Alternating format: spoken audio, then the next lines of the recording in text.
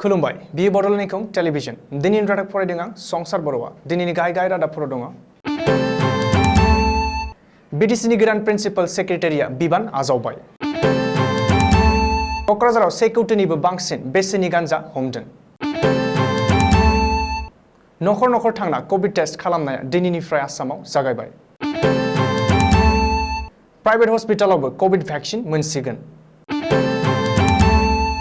धुबुरीनि DSP आरो राफिकुलखौ 5 सान पुलिसनि जिम्मायाव हरबाय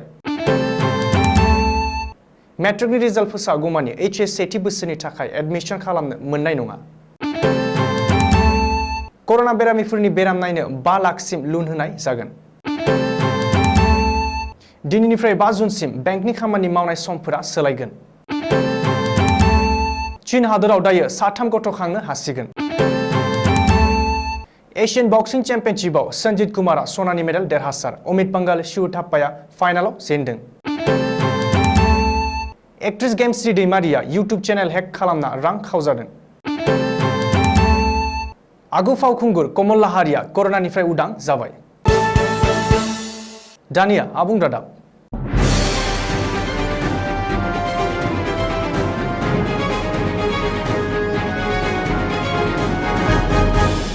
बिटिसिआव गोदानै थिसनजानाय प्रिन्सिपाल सेक्रेटारिया बिबान रुजुनबाय लवार आसाम डिभिजननि डिभिजनेल कमिशनार सान्तानुपि गतमेरिया बिटिसिनि गोदान प्रिन्सिपाल सेक्रेटारि महरै बिबान रुजुनबाय अनन्तलाल गियानीनि मासियाव सान्तानुपि गतमेरिया बिटिसिनि बिबानखौ लादों बिटिसिनि प्रिन्सिपाल सेक्रेटारि अनन्तलाल गियानीखौ आसाम सोरखारनि आबाद बिफाननि सेक्रेटारि महरै ट्रान्सफार खालामनायनि उनाव सान्तानुपि गतमेरियाखौ बिटिसिनि प्रिन्सिपाल सेक्रेटारि महरै लाबोयो मुख'नो गोनांदि सान्तानुपि गतमेरिया 2004 बेच आसाम मेघालय केडारनि सासे गागि आइएएस अफिसार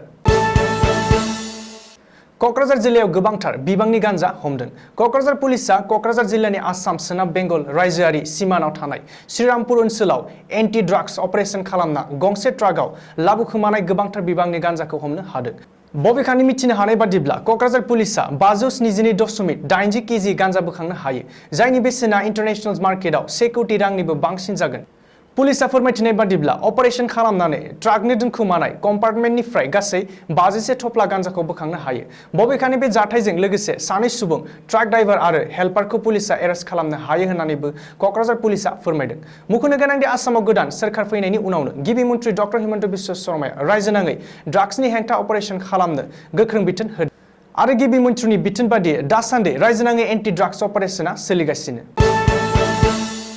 रायजोनाङै कभिडनि गाग्लोबनायखौ होबथानो आरो कभिडजों जुजिनो थाखाय आसाम सोरखारा गोदान बिथांखि लाना नाजाबोगासिनो दं बेनि गेजेरावनो आसामाव कभिडनि गाग्लोबनायखौ होबथानो थाखाय मोनसे जर'खा बिथांखि लादों रायजो सोरखारा बे बिथांखियानो जादों रायजोनि दरफ्रोमबो गामियावनो नखर नखर थांना कभिड टेस्ट खालामनाय बबेखानि रायजो सोरखारनि बे बिथांखि बादियै नखर नखर थांना कभिड टेस्ट खालामनाय हाबाफारिया दिनैनिफ्राय जागायबाय होननानै मिथिनो मोननाय जादों सुलुङाव फोरमायथिनाय बादिब्ला आसामनि गासै 33 जिल्लाफोरनि गासै 28,000 गामिफोराव सावस्रि मावफारियाफोरा थांगोन आरो नखर नखर हाबनानै कभिड टेस्ट खालामगोन आरो कभिडजों गाग्लोबजानाय गासैबो बेरामिफोरजों लोगोसे नखरनि सोद्रोमाफोरनि कभिडनिफ्राय सांग्रां थानाय आरो देहायारि जोथोन लानायनि बागै सुबुरुन होलांगोन नखर नखर दावबायफैनाय सावस्रि मावफारियाफोरा गुबुन बेराम आरो बेरामिफोरनि सायावबो खौरां आरो रिपर्ट लागोनायनि बाथ्रा मिथिनो हानाय बादिब्ला जायगानि आसा मावफारियाफोरनि मददाव डक्टर नार्स आरो सावस्रि मावफारियाफोरा रायजो सोरखारनि बे हाबाफारि आरो बिथांखिखौ मावफुंगोन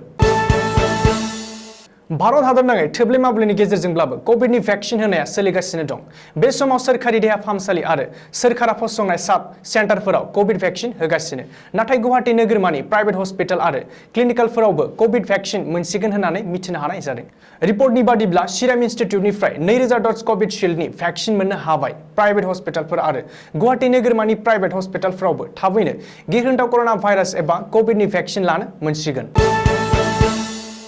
आइन बेरेखा ड्राग्स फालांगियाव लोब्बा थानानै हमजानाय धुबुरीनि डीएसपी यतिन दास आरो राफिकुलखौ 5 साननि थाखाय पुलिसनि जिम्मायाव हरबाय धुबुरी पुलिसआ बिजिरसालियाव दाबि खालामनाय बादिनो डीएसपी यतिन दास आरो राफिकुलखौ 5 साननि थाखाय पुलिसनि जिम्मायाव दैथाय हरनाय जायो आरो फैगौ 5 जुन खालि फिन बिजिरसालियाव हाजिर खालामनो थाखाय बिथोन होयो मिथिनो हानाय बादिब्ला डीएसपी यतिन दास आरो रफिकुलनि हेंथायै केस नं 881 एबा 21 आन्डार सेक्सन्सआव आईपीसी एक्टनि 120 बी 409 आरो पीसी एक्टनि 7 आरो 12 नम्बराव केस रेजिस्टार खालामनाय जादों बबेखानि बे समाव बिसोर सानैबो मबाइल फनखौ पुलिसआ जब्द खालामना लादों मुख'नो गोनांदि रायजोनाङै एन्टि ड्राग्स अपारेशन खालामनायाव थांनाय 30 बोसोरनिफ्रायनो धुबुरी जिल्लायावनो डिउटि मावनाय धुबुरीनि डीएसपी यतिन दास आरो रफिकुलखौ पुलिसआ हमदों।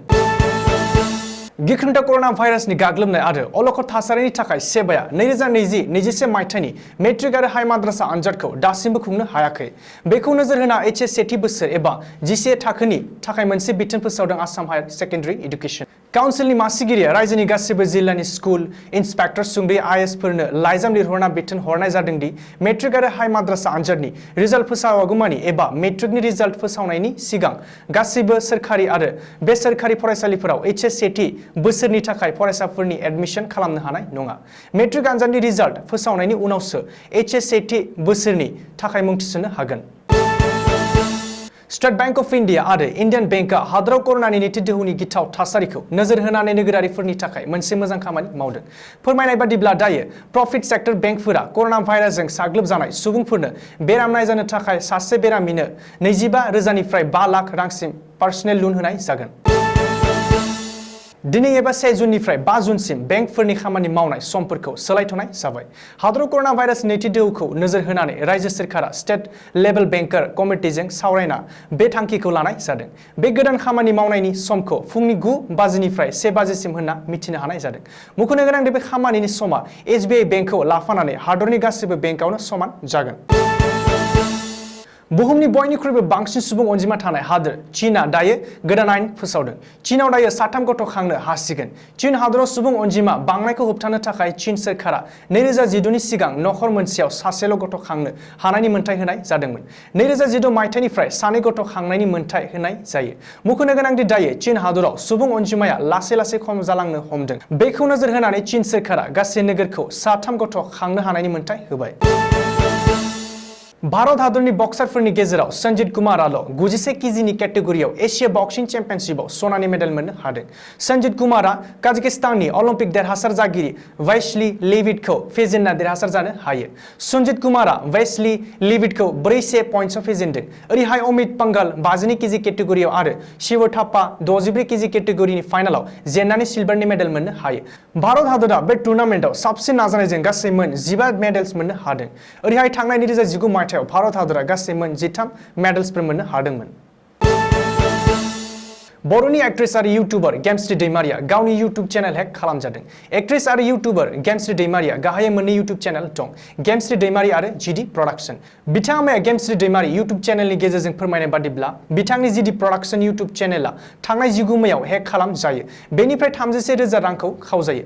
बबेखानि दायो हेक खालामग्रा सुबुंखौ गुगोलनि जोहै मिन्थिनानै मोननो हाबाय। गेमस्रिनि फोरमायनाय बादिब्ला हेक खालामग्रा सुबुङा बरपेटानि फाटापुकुरि ओनसोलनि होनना मिथिनाय जादों आरो मुंखौ पंकज बर' होनना बुंनाय जादों। मुंख'नो गोनांदि दायो हेकारा गावनि मबाइलखौ अफ खालामना लादों। जुदि सानथामसोनि गेजेराव हेकारा गेमस्रिनाव जेबो निमाहा बिहरा अब्ला गुबुन राहा लानाय जागोन होनना ससियेल मिडियानि गेजेरजों फोरमायदों गेमस्रि दैमारिया। बर'नि आगु फावखुंगुर कमल लाहारिया गोबाव समनिफ्रायनो कभिड-19 जों जुजिगासिनो दंमोन। बेनि थाखाय बिथांखौ गुवाहाटी खानापारा आयुष चन्द्र देहा फाहामसालियाव थिसननाय जादोंमोन। सुलुंनिफ्राय मिथिनानै मोननाय बादिब्ला फावखुंगुर कमल लाहारिया दायो करोना भाइरासनिफ्राय उदां जानो हाबाय। दिनैनि रादाबा एसेनोसै, गोजोन्थों।